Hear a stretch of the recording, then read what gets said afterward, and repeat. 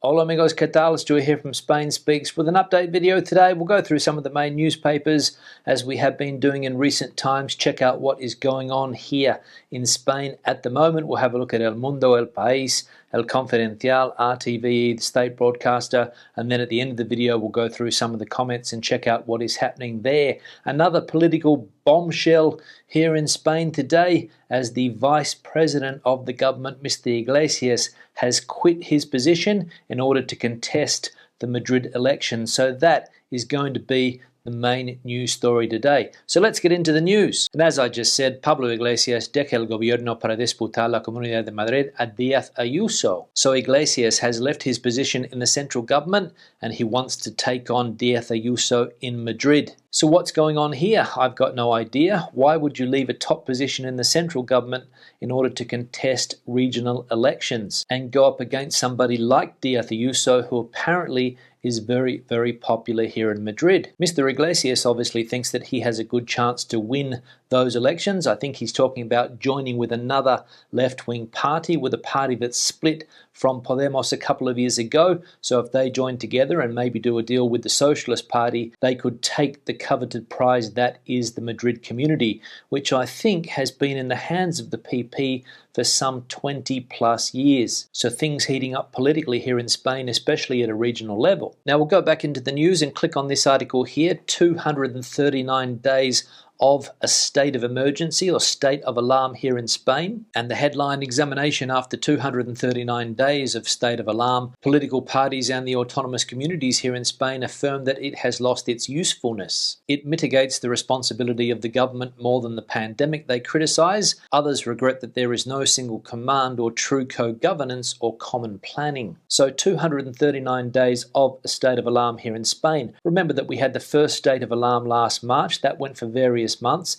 then it was lifted, and of course we went back into a state of alarm scenario as the pandemic again got out of control. And as we just saw, various people complaining that there is no single command. The central government has basically washed their hands of the pandemic. All of the control is now in the autonomous communities, and a lot of people would prefer single control of the health situation. And there's also talk about whether the government is going to extend the state of alarm when it expires in, I think, May. So we'll keep an eye on that. Now we'll leave El Mundo, go to El País, see what is happening there. And there we have the Vice President, Mr. Iglesias, there in the middle of the page. And this article here talking about that possible left-wing alliance between Podemos and various other left-wing parties in order to get control of the Madrid community. Now we'll go into the English version because there's an article here about the vaccine plan. And as we can see here on the left, the Spanish Health Ministry sets out groups of chronically ill who will be next to receive the COVID-19 vaccine. Chemotherapy patients, transplant recipients, and those on dialysis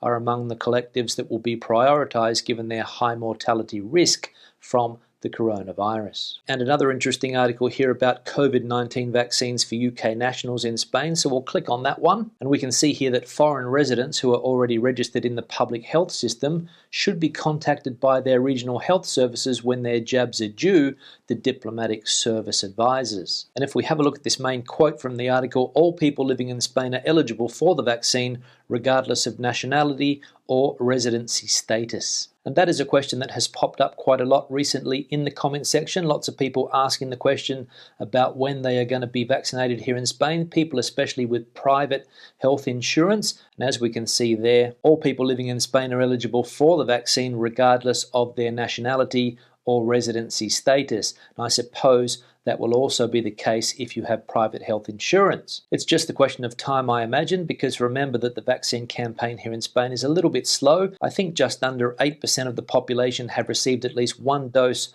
of the vaccine. And as we just saw there, the different priority groups now for the health department are people with those chronic illnesses. Now we'll leave El País, go to El Confidencial, go past this advertisement, and we can see that all the news is about Pablo Iglesias and the crisis that the Citizens Party here in Spain now has. So not much going on in that particular newspaper, so we'll go to RTVE and see if we can find something interesting here. There's an article here about Spain's border with Portugal, so we'll click on that one, and it says that Spain has decided to extend the closure of the border with Portugal until April the 6th. So bad news for anybody that was deciding to cross the border and go into Portugal and enjoy that Atlantic climate and fantastic Portuguese food. Myself included, I was looking forward to getting away, but as we know, the country has closed down here in Spain. You can't leave your particular autonomous community, and with the border between Spain and Portugal closed, you can't go there either. So I guess I'll just have to wait until the borders open up again. Don't know when that is going to be, because now they're talking about a potential fourth wave here in Spain,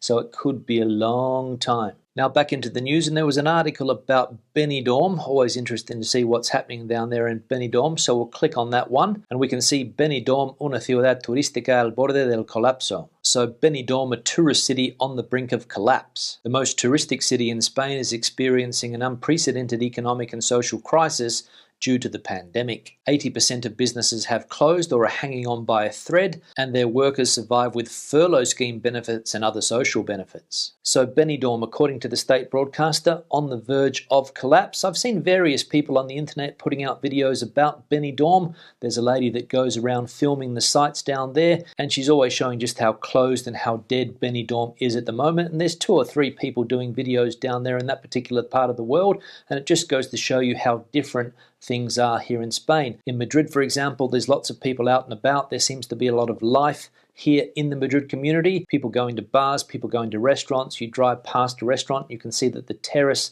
area or the outdoor seating area is normally full, and completely different down there in Benidorm because of that lack of foreign tourists, obviously, and the fact that people from other parts of Spain can't travel there at the moment. So not good news for places like Benidorm or other tourist resorts around the country. Now we'll leave the news there and go into the comment section, see what is happening there. We'll have a look at this one here from Hugh. Happy first birthday, Stuart. Who would have thought a year ago you would still be doing these updates, which we all appreciate, and thank you so very much. A couple of restrictions to be lifted here in Ibiza tomorrow, so hopefully it's onwards and upwards from here. Take care. Yeah, Hugh, thanks for the comment, and you're right. Who would have thought I would still be here 366 days later? I think last year when I got to day 100, I thought that that was a milestone, and of course 150, 200, 250, 300, 350, and today, day 366. So another milestone. And good to see that some of the restrictions in places like the Balearic Islands are being lifted. I saw the other day that German tourists are planning to come down to the Balearic Islands since it has been taken off the German government's red list, so people from Germany can now travel to certain parts of Spain. And I imagine that for that Easter week, Germans are going to flock to the Balearics. So hopefully, as you say, it's onwards and upwards from here. On that note, I'll start to wrap the video up. Questions and comments, please leave them in the section below. Debate the situation out as you normally do. Give the video a thumbs up if you liked it, thumbs down if you didn't. I'll see you in the next one. Hasta luego.